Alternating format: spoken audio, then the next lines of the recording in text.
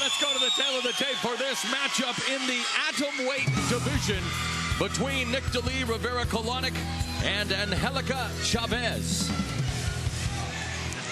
Rivera-Calonoc 2 years older, 2 inches taller, and both are just over the atom weight limit. So we are set for this atom weight encounter here in Kansas City. Ladies and gentlemen, introducing first the fighter standing on my right and fighting from the blue side of the cage. She was here for Invicta FC1 and returns to the Invicta cage tonight in this atom weight matchup. Trained in jiu-jitsu, but loves to ground and pound. She is 5 feet 3 inches tall. She weighed in at an even 105 pounds. Her professional record, 7 wins with 6 losses. 4 of those 7 wins coming by way of knockout. She trains with Underdog's Fight Team and is here tonight from Tulsa, Oklahoma. Please make her feel welcome, Nicdali, the Night Queen Rivera-Calonoc.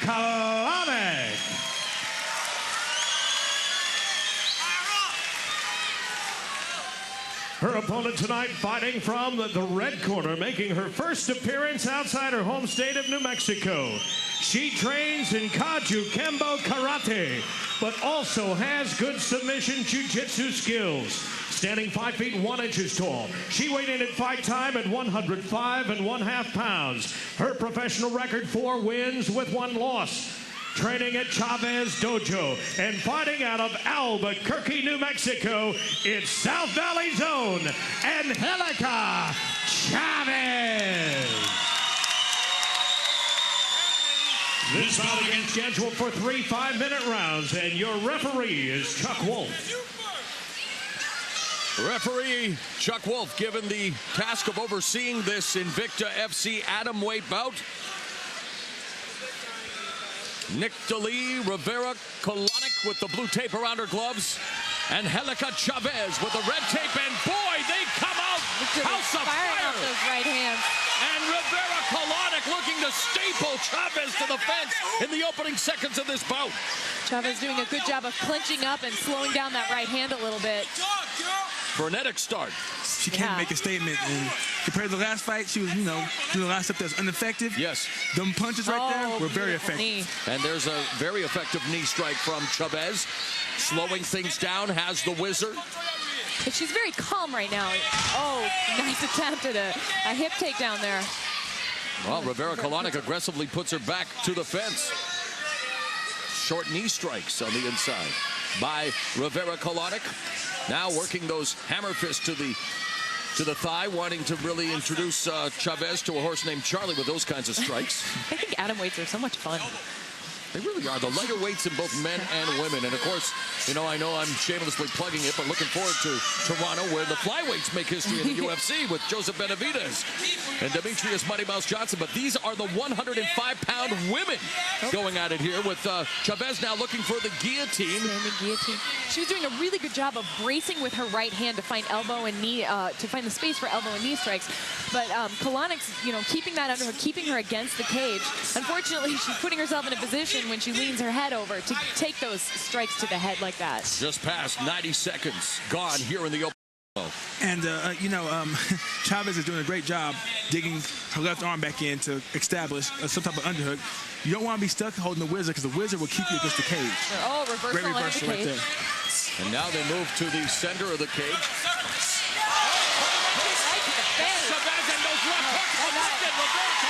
Calonoc mad.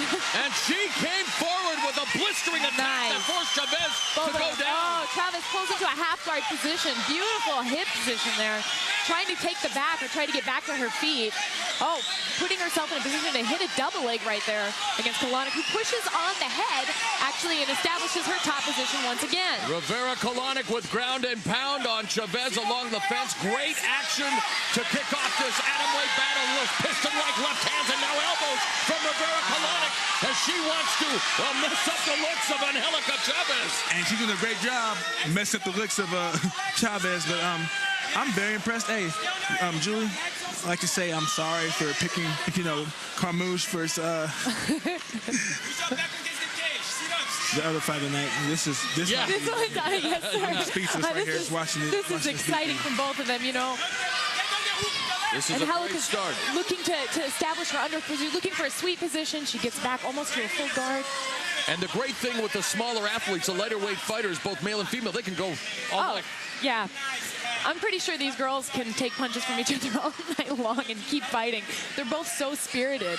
Significant others may wonder if that's always the wise thing, but this is, it's always great, too. You got couples now involved in professional MMA, husband and wives, boyfriend and girlfriends. We got a lot of that here tonight. And Nicdali, Rivera-Calonoc really looking good so far here in round one against a talented Angelica Chavez, who's only lost once in a 5-fight pro career. Angelica's trying to switch her hip position here and find a submission. She's doing a good job of pulling the head down of Calonoc to prevent strong ground and pound. However, Kalonoc's doing a great job of bracing out. She's got to watch those hip switches from Chavez. She's pushing on the head to establish punching, which is not a bad idea, but she's almost giving up position.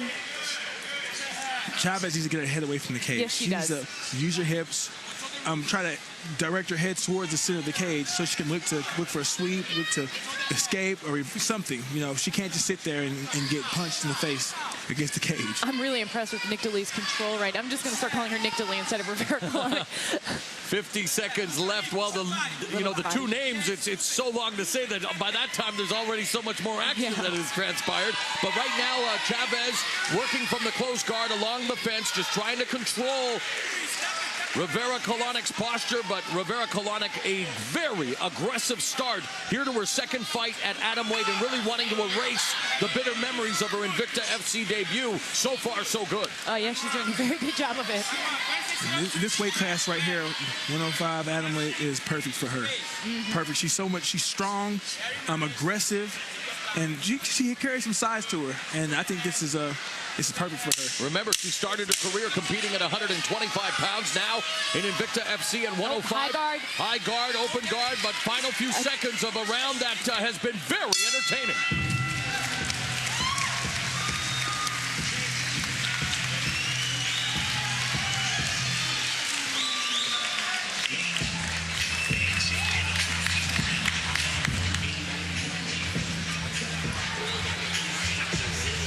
So just like their heated weigh-in, these two on their flurry just go right in there to heated action in the cage. They're just gunning for it right there. Nicdali landing those really nice right hands to the face of Chavez.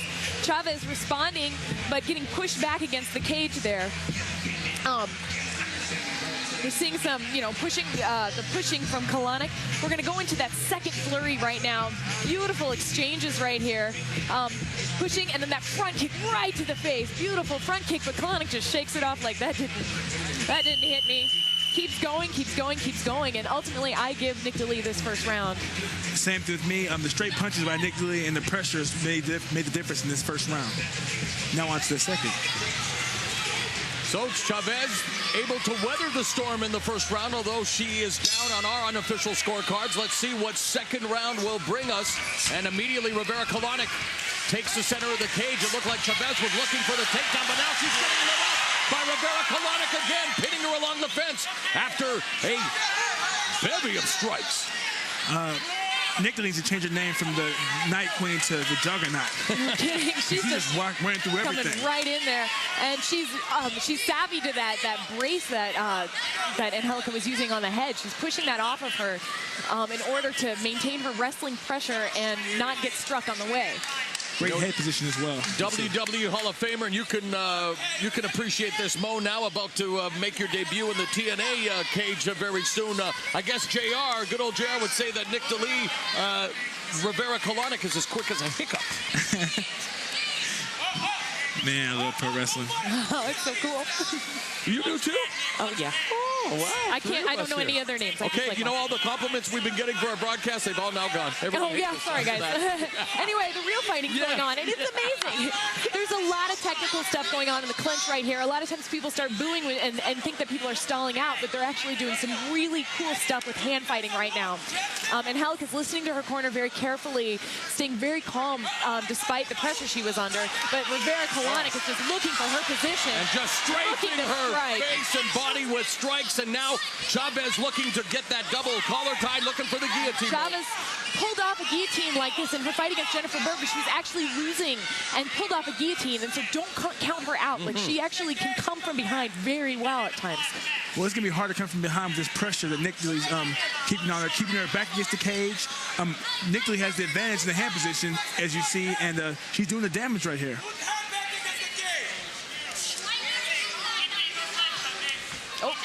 Looked like she was going to jump guard there momentarily, but Chavez trying to turn the tables.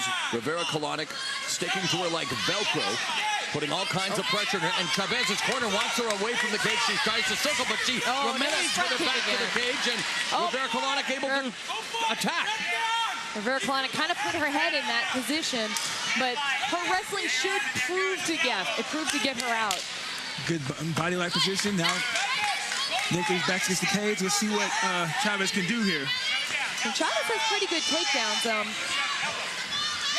Going for an ankle pick right here. Chavez is proficient at working from the top or bottom on the ground and using a varied striking arsenal, but she really hasn't had much room to operate. She's been stymied and suffocated by the aggressive Nicdali Rivera-Calonoc. And I think that's actually been a great game plan on the part of Calonoc. Flurry, flurry, flurry, established position. Flurry, flurry, flurry, established position. It's working very well. Established position. Oh, wow. Jumping. There's that jump guard that we talked about. But but you see Nicdali has a smothered, has her against the cage. Nicdali's a juggernaut. Yeah. And you're going to make that very stick. impressive right now. Hey, it worked for me with the H-bomb. Dan Henderson, they didn't really buy it into it first. Now everyone's into it. So people keep calling her the juggernaut. She looks like the juggernaut right now. She's running through everything. Chavez's corner is calling for her to climb her legs up to a higher guard position in order, I think, to break down the ground and pound of Nicdali, slow it down a little bit, and put her in a better position to throw a submission from. A minute and a half remaining in the second round, and again, Nicdali Rivera-Calonoc from top position, just grinding away at Angelica Chavez, who needs to turn the table somehow if she's to be successful in this fight. Working an active guard, but Rivera-Calonoc really distributing her weight well as well. Yeah, she's doing a very good job of getting to a position to punch from, to strike from, keeping her pinned on the cage. Wanting the pass to go. Oh, the up kick. And that was close because she didn't have her knee on the mat. Yeah, that was close. That was legal, but you see the position and the pressure, and Nicdali's very impressive. This is her weight class. I've said it before, I'm going to say it again. This is her weight class. And she's smothering and grinding. She's like a mixture between Matt Lindland and John Fitch. She's kind of almost giving up her back right there. She's got to be a little bit careful, like I said, and Angelica can be savvy right there. But Nicdali did a great job of getting back in top position there, top guard. She's kind of pinning sometimes Angelica with her own head, and normally that would work against a fighter, but it's working very well right now. She's almost she's putting her left hand on Chavez's face and using it as leverage to pump away with the right hand, but now just really grinding. And for Chavez, now those heel strikes again, a la Hoist Gracie, as you mentioned, Julie. This time to the thigh, but it's painful. You know, old school, new school. This is all about cool school. Invicta Fighting Championships in the final seconds of another entertaining round, and a great performance thus far by Rivera-Calonoc. Beautiful job. Just too strong, too physical. The juggernaut. The juggernaut.